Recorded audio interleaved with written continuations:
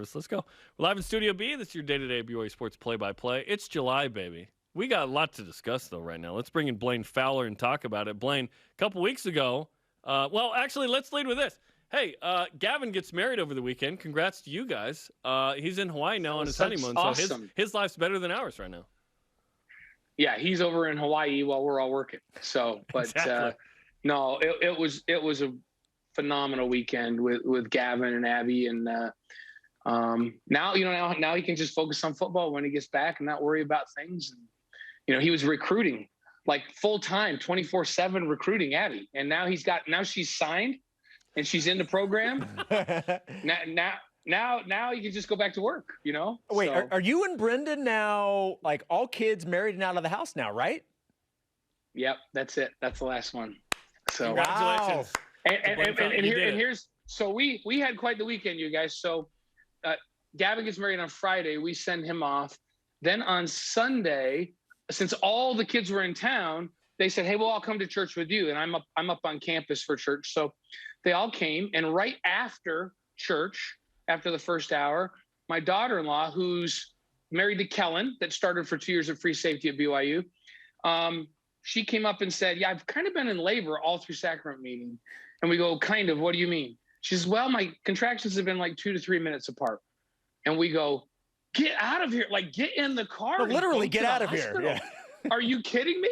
And so we took the girls and they got in the car, drove to the hospital. Within 25 minutes of pulling up to the curb, we had our 11th grandchild. Oh my goodness. Wow. Yeah. Go fast, go 25 hard. minutes from pulling in. Kellen drove 95 miles an hour to the hospital. 25 minutes from the minute they pulled him, when he says, "We made it," we got another text saying, "Well, we got a little baby boy, Tanner Thomas Fowler is in the family." So wow. You guys, we had quite the weekend. All-time weekend for the Fowlers. Yeah, we had quite the weekend. Oh man, yeah, it was fun. That's crazy. Okay, transition out of that. I have no idea how you it's transition. It's all coming from that. down. We're descending. Buckle up. We're coming back into Salt Lake here. Okay, so a few weeks ago we chatted, and Spencer and I were talking, and I was like, it's 7 wins. It's kind of the expectation. Hopefully 8+. You convinced me literally in 5 minutes that, hey, it should be 8+. And we talked about it in what's trending there. We're talking about 8+ or bust now. Feels like you're on the 8 train based on what you said before, and ESPN FBI is projecting 8.1 wins. So they're feeling the same thing you are, it sounds like. Yeah, I've felt looking at what's coming back, and I think BYU's deeper at some positions than people understand. Everybody looks at the superstars that you lose and think that position group automatically is going to have a big step backward.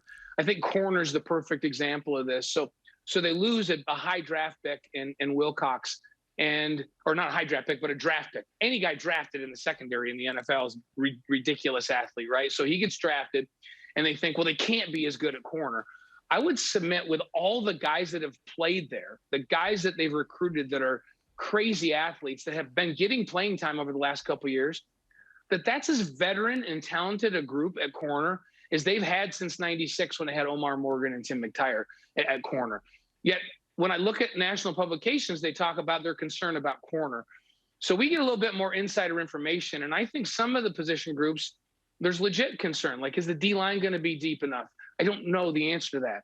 But everybody's been questioning O-line and corner. And I'm here to tell you that those two positions are really, really good. And that's why I'm optimistic that 8+ is a legitimate goal for these guys. And I look at it on a sliding scale, you guys. And so if everyone stays healthy 100%, then 9 wins doesn't surprise me. So I just mentioned that 96 team. I think the 11 guys that started on defense that year started all year long. Like, they just didn't have injuries. It was a phenomenal lights out defense, right? So if this team stays healthy, then my expectations is the plus part of the 8+, right? If they just lose a few guys at positions where they have depth, then I think 8 is realistic. If they lose a couple of players at really key positions where they don't have depth, then all of a sudden my scale slides back to 7.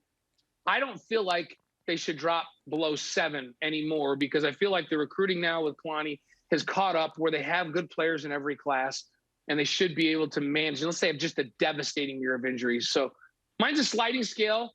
They stay healthy. I think the plus side of 8 is what I'm looking at. if they have a typical injury year, 8's a legitimate. And if they have a devastating year, then 6 or 7. And that's how I look at it.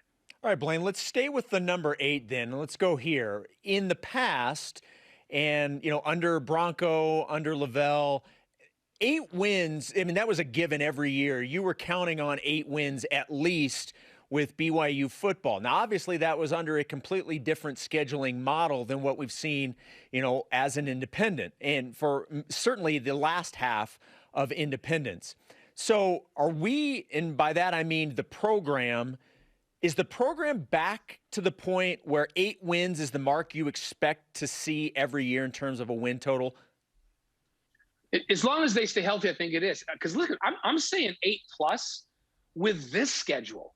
This is the most aggressive schedule with 7P5s that they've ever had, right? I mean, hey, no disrespect to any of my teammates, but we didn't play this kind of schedule.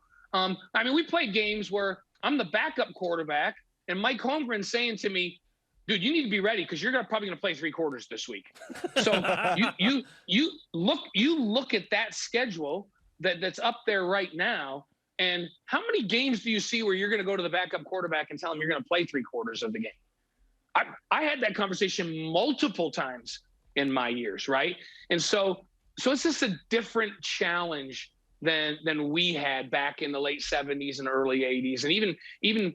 I look at that 96 team, maybe as talented a team as BYU's ever had in 96.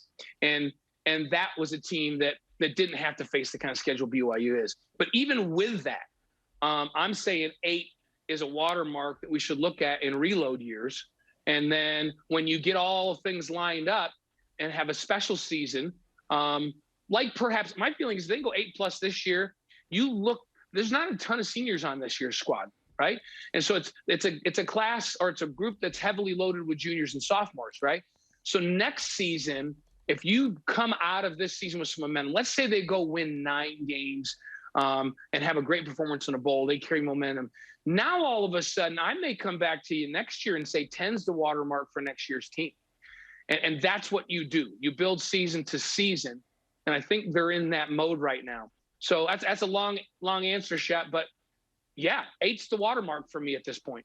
Okay, let's look at 2022 then. Since BYU is going to bring back a ton of guys, there's 4 Power 5s on the schedule. Here it is. At USF, Baylor at home, at Oregon, that's the toughest game of the season, Wyoming, Utah State, Arkansas, all at home, SEC at home's rare, at Liberty, at Boise State, Dixie, Utah Tech.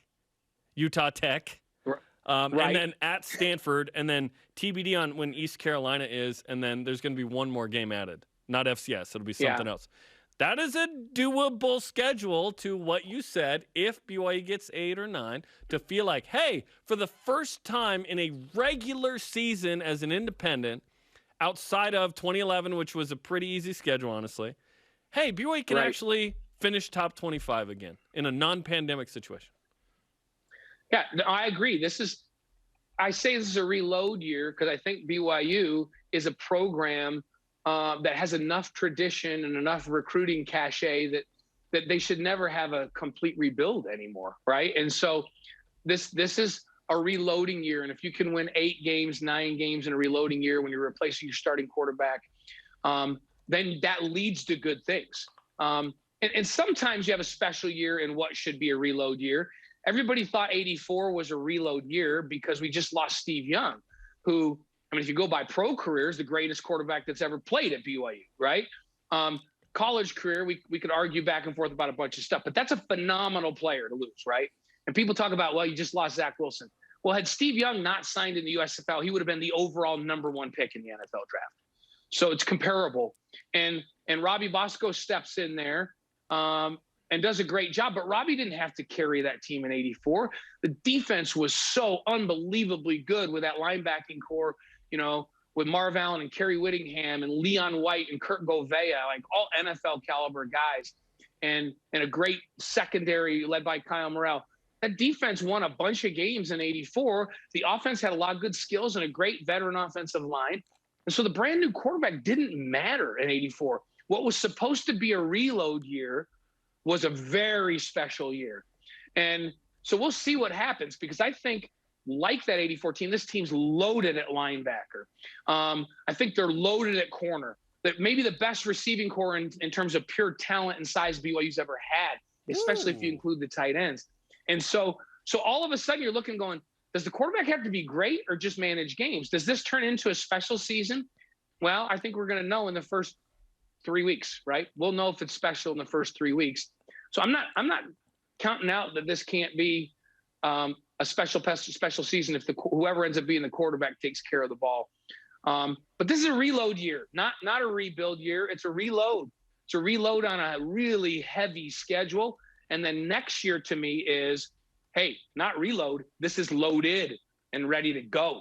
And that schedule is very conducive to a double-digit win total in regular season when you got a starting quarterback returning and a bunch of other guys. All right, Blaine, let's wrap things up with this question. There was a report out of Vanquish the Foe alleging that BYU has approached Notre Dame about a game in Vegas in 2022. If that were to happen, are you good with that, knowing that Notre Dame still owes BYU a home game? Would that suffice you in terms of that obligation? I would be happy with that. Yeah, because I know that Vegas is a home game for BYU, even if they're playing a team from Vegas, right? It's just BYU's very comfortable in Las Vegas with a great fan base that resides right there. And then what happens is BYU, with their huge fan base in SoCal, those folks hop in their car and drive up, and then Utah migrates down. And so Notre Dame might think that that's a neutral site game. I'm telling you right now, that's not a neutral site game. The Arizona game this year is a home game for BYU down in Vegas. And that Notre Dame game the next year, if it comes to fruition, absolutely a home game for BYU. So take that all day long. And I'm just glad that there's conversations. There were a number of years, my insider folks in administration, where Notre Dame wasn't even having a conversation with us about when we're going to play that game that they owe us. And we know now that those conversations are happening, and that's a very good possibility. I would love to see that be the game that's added, and I have no problem with it being in Vegas instead of Provo. Yeah, that would be a ton of fun, and we'll talk more about that matchup potentially coming up later in the program. Blaine, we appreciate the time, man. Best of luck, and congrats on a wedding and a new grandchild. Thank you very much. Great weekend at the Fowler House. Absolutely. That's Blaine Fowler joining BYU Sports Nation. All right, we just talked about